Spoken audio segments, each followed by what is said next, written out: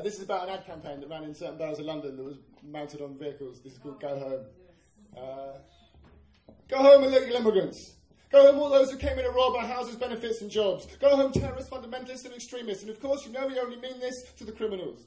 Never mind the subliminal, thin end of the wedge, echoes of Enoch. Just make sure you've got your papers ready when we knock. Because it's go home, love thy neighbour, and welcome in fear of the other. My South African grandmother had to carry a card that classified her by race, and I thought I lived in a more enlightened time and place. But this climate of suspicion and division got me calling that into question. See, I was under the impression people were innocent until proven guilty. Not innocent until suspected not from round here. So take a look around here, and you could be surprised, because there might be a few more people going home than you first might have realised. And it's not just the ones who flip your burgers, starving hospitals and sweep your streets. You can save the royal family a couple of seats. And I'm all for freedom of speech, and you might find yourself lost for words, and I really don't blame you, but you've got no one to complain to, because the English language is getting on the plane too, along with 7% of the armed forces. And of course it's worth a mention there'll be no exemption for all those of Caribbean descent who rushed to this country's defence to help put an end to the Führer's world tour, but come the end of the war found they weren't quite so welcome anymore. And if you're a fan of sport, well, it's worse than you might have thought, because we're going to have to deport half the Premier League, and of course we need to revise Britain's record in athletics once we take edit out all the names of those who weren't born here. So you can go home too, Mo Farah, although I fear your bag might be way over the airline weight limit with all that stash of gold you keep in it. So now you can go home, Britain's first ever winner of Tour de France, and go home, Britain's second ever winner of Tour de France. We can't take a chance, we have to make haste and make space for the Australians, Americans and all the other expats to fit in, because half the white world is going to be coming back home to Britain.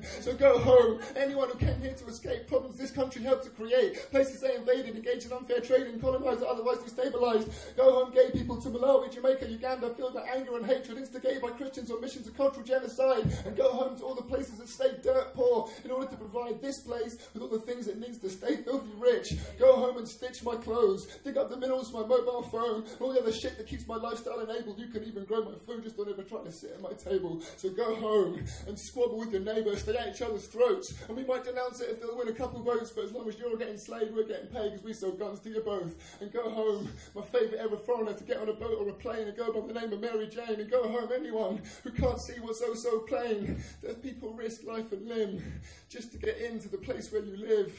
Maybe you live better than most, and if you're tired of being host, perhaps you'd rather be the guest. And may I suggest that the person or persons most deserving of being sent home is me, you, because since we're not having this conversation in East Africa, I'm afraid that makes us immigrants too. Thank you. Thank you guys.